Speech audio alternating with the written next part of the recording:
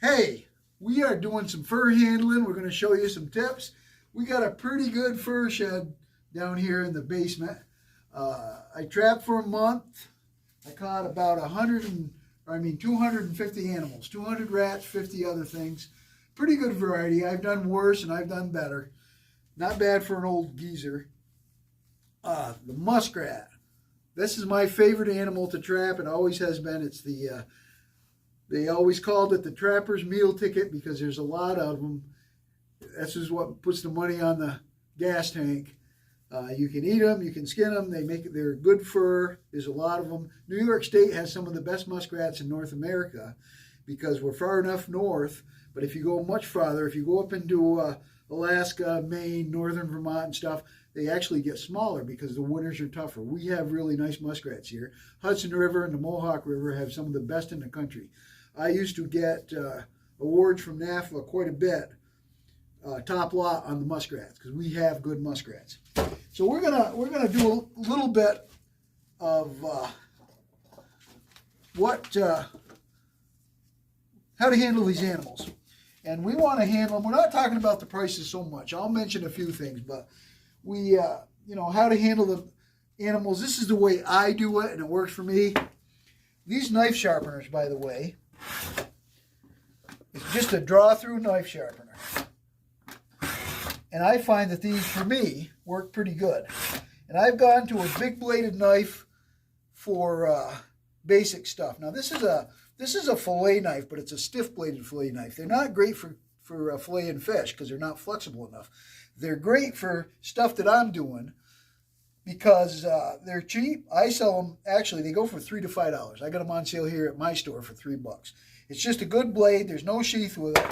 But instead of wrecking your skinning knife on dumb things like cutting the feet off, get yourself a cheap boning knife like that, $3 or $4, and use that so you don't dull your regular knife.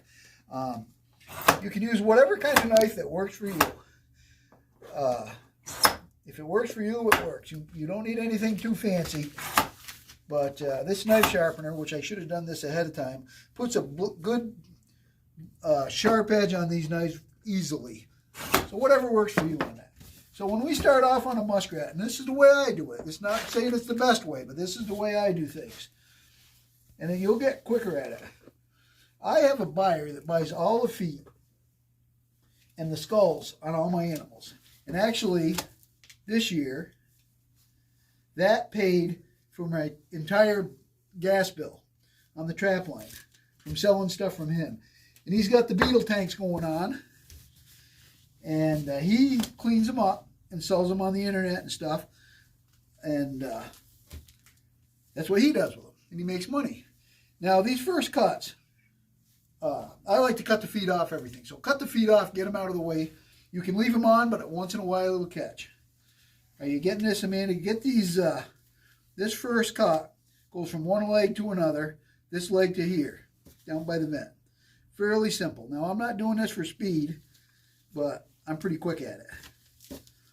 Now, I like to cut around the back feet. The speed champions on muskrat skinning, they don't do this part. I do it because it takes you a little few seconds to do it. So on basically all animals, you cut around the back feet, which I am doing. The speed guys, when they're going for these contest records, and they have muskrat skinning contests, they eliminate this part. See if I can do this without killing myself. They don't do that. They don't bother with that. What they do is they just pull on it and rip it like you would do a rabbit. And I've done that before. It's quicker because you don't even cut around the leg like that. But they every now and then it'll catch when you're pulling on it, and you'll rip the thing. You'll rip half and half right down the thing. So I like to cut around the leg. It takes you a few seconds, but it's not long. Once you cut around the front legs, there's his, the back legs. There's his legs. Now we got to connect this to start it. This is the way I do it. It's not the way everybody does it. You cut the back right down to the tail. Started. All right, Amanda, you with me there? That's the way I do it. Now, I use a setup like this to hang the muskrats. And what I used to do, if I had more room, I'm down in a cellar. But if I had more room, I used to use a set of vice grips and vice grip them by the tail. That works pretty good too, to hang them up. But I just don't have the room, and I don't want to take this off and down, so I don't bother with it. But you vice grip them by the tail, that's a pretty good way to do it. So we got this back all cleaned, ready to go. And the front, you got to start the front here of the muskrat. Carefully, try not to, you know, I don't know. I've done this so much that I'm used to it, but try not to put a hole in it. This is a male, obviously, male. Not much to do with those. Might better cut them off. It's my first wife did that to me years ago. But anyways, so you got to start it, get it going down here. Now in the spring, we can actually see this, Amanda. This, in the fall, they don't hardly have them, but that right there is what's left of them. In the fall, in the spring, these will be 3 times as big. So this is a nice male Hudson River muskrat. And these, I don't know if you can see these, but maybe if I show you. Can't see anything. Why? These are what's left of the rat glands. These are worth $100 a quart in the spring, and they'll be 4 times as big off a male muskrat. And only the males have them, and they'll be swollen in the spring, but that's where they are, and that's what they are. If you're going to eat the muskrat, cut those out. Cut them off. And my friend of mine, and you've probably heard of him, Johnny Thorpe, I used to save those glands for him in the spring. And he would use them, and he would give me his lure.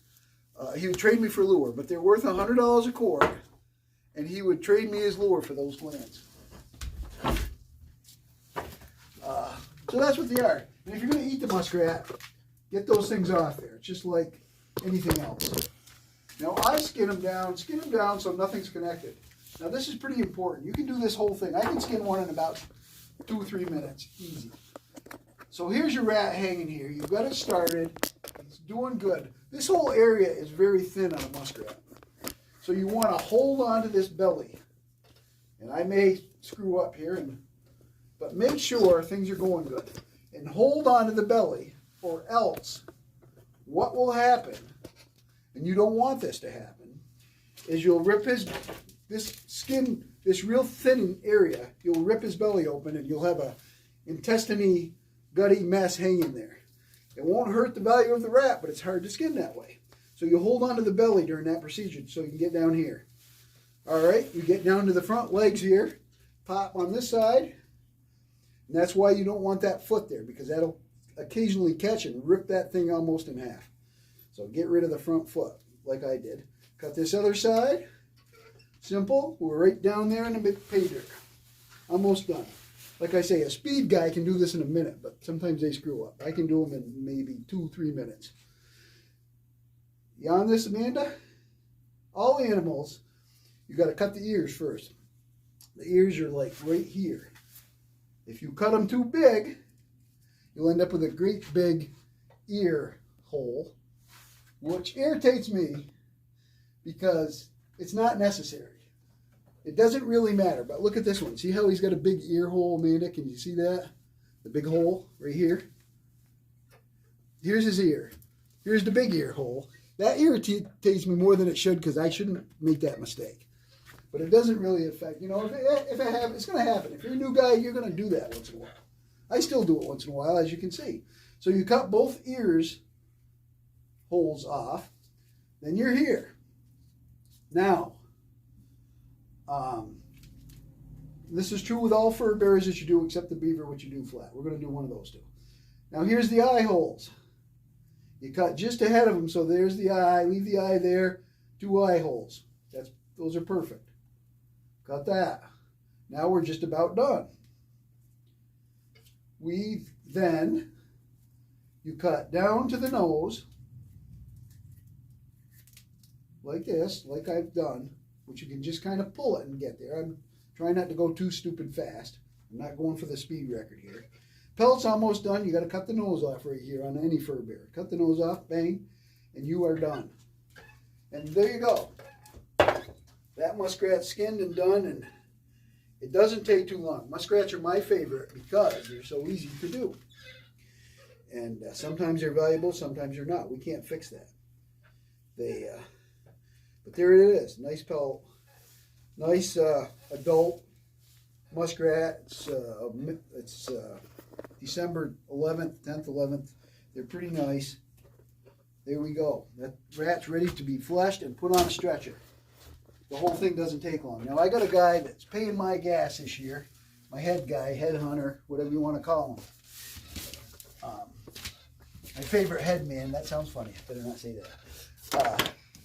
He wants, and search out your markets. Find it before you start doing this, but he wants the front feet, the head. Now, get a good shot of this head, Amanda. Ready? He wants the skull. There you go. So he's buying that. He also wants, simple, easy peasy. I put the stuff in the freezer and he feeds them to his eagles. He also would like me to save for him. And we're all about utilizing the animal any way you can. So he would like the tail, because he does something with those. One year he's making knife sheaths. Cut the tail off for him. He wants that. And he wants these two back feet. I think, last I knew, he was making back scratchers out of them. But whatever you're doing, just to use them. No, that's not my finger. Every time I do that, I think it's going to be my finger. So cut the back feet off. You didn't freak out, man. You look a little ghostly. He wants back feet, front feet, skull. He's going to do stuff with them, sell them, jewelry, whatever.